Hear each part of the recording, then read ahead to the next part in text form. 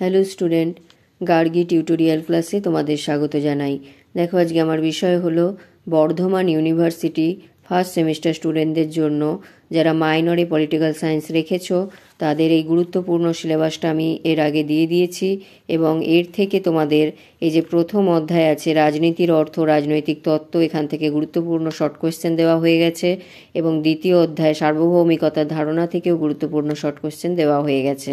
আজকে যেটা আমি তোমাদের দিয়ে দিচ্ছি সেটা হচ্ছে স্বাধীনতা ও সাম্য থেকে গুরুত্বপূর্ণ শর্ট কোয়েশ্চেনগুলো আজকে আমি দিয়ে দিচ্ছি।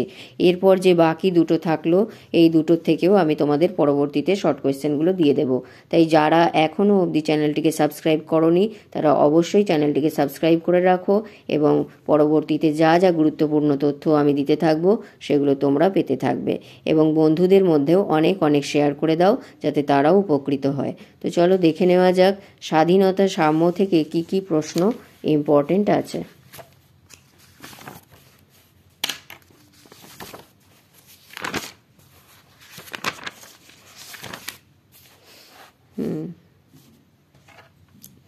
দেখো, এখান থেকে এ থিওরি অফ জাস্টিস কার রচিত, গ্রন্থটি কবে প্রকাশিত হয়? এটি জন রলসের এটি বিখ্যাত একটি গ্রন্থ এবং এটি বিংশ শতাব্দীর দ্বিতীয়ার্ধে প্রকাশিত হয়েছিল।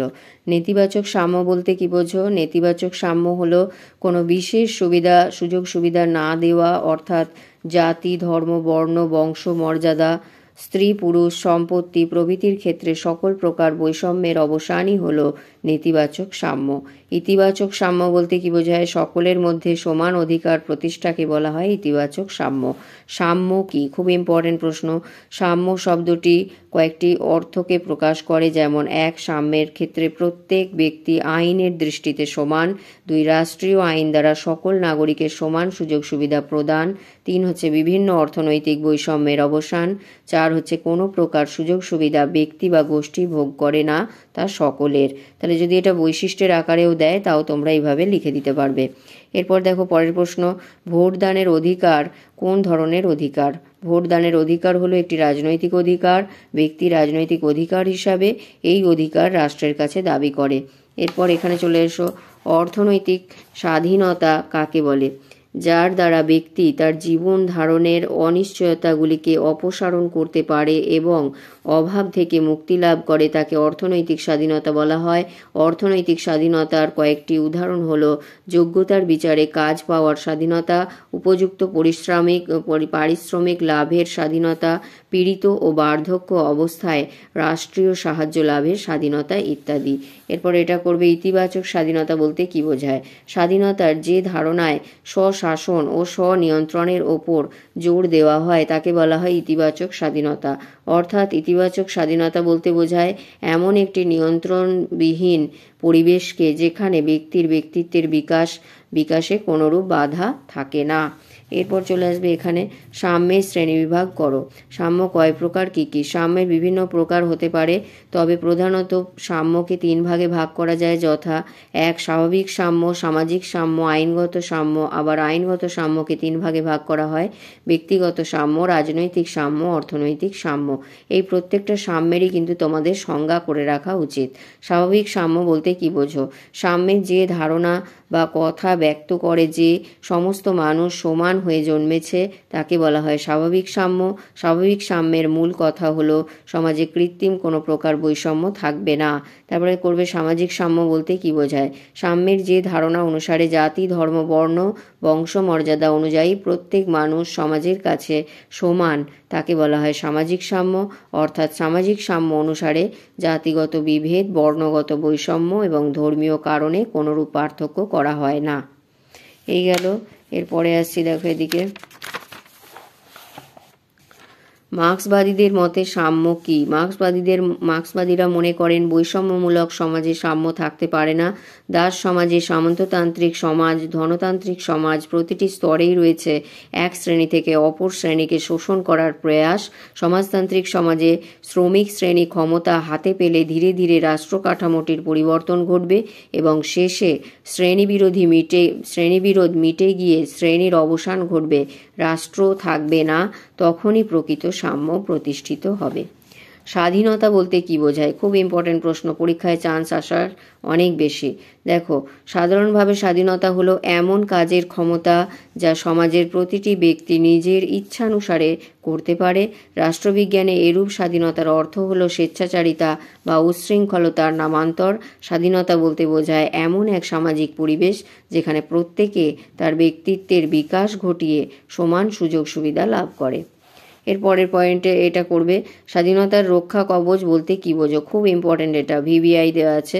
রাষ্ট্র আইনের মাধ্যমে ব্যক্তি স্বাধীনতা স্বীকার করে নিলেও সরকার তার ক্ষমতা অপব্যবহারের মাধ্যমে স্বাধীনতার অপব্যবহার করতে পারেন।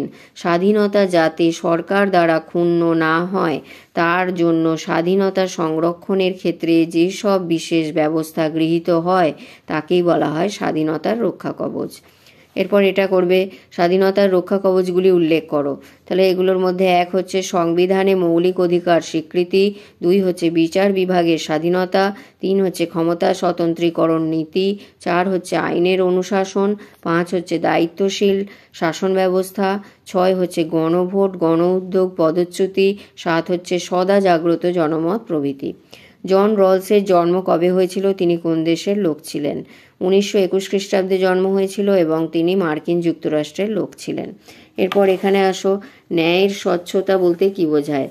রলস ন্যায় এবং ন্যায্যতা বা স্বচ্ছতার ধারণা দুটিকে একই অর্থে ব্যবহার করেননি।